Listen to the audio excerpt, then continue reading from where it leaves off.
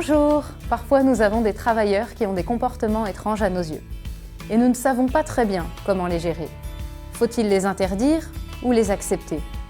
Tout dépend du contexte. Bienvenue dans cette vidéo FEBRAP pour faire un bout de chemin ensemble dans le monde du travail adapté.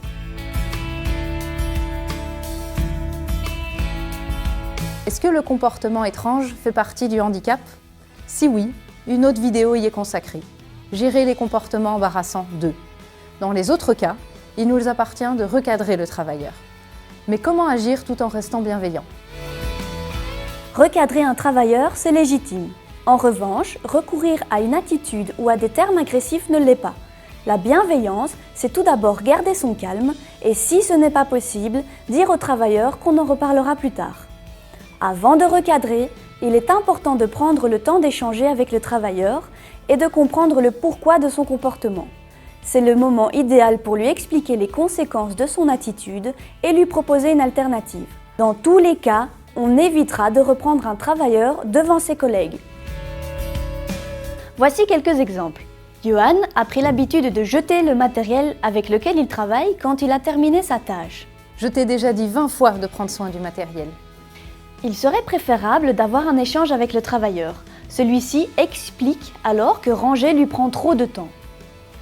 Je comprends que tu cherches à gagner du temps, mais en jetant le matériel, tu risques de te blesser ou de blesser quelqu'un d'autre. Laurie a pris l'habitude de contrôler le travail de ses collègues et de leur faire des remarques. Et ça se termine en dispute. Tu n'as rien d'autre à faire que de te mêler du travail des autres? En parlant avec elle, le moniteur découvre qu'en réalité, Laurie veut aider ses collègues. C'est très bien que tu veuilles aider tes collègues, mais c'est à moi de le faire. Par contre, est-ce que tu veux bien aider Grégoire à porter les bacs jusqu'au fond du couloir?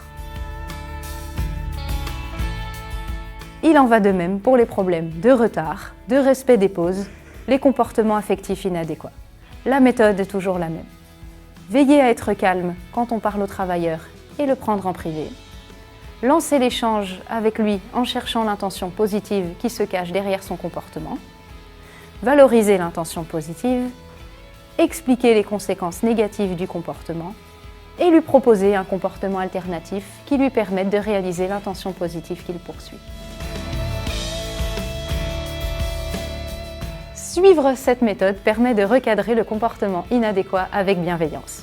Si cela ne suffit pas, échangez avec vos collègues, pensez en parler avec le service social et cherchez ensemble une solution adaptée à la situation.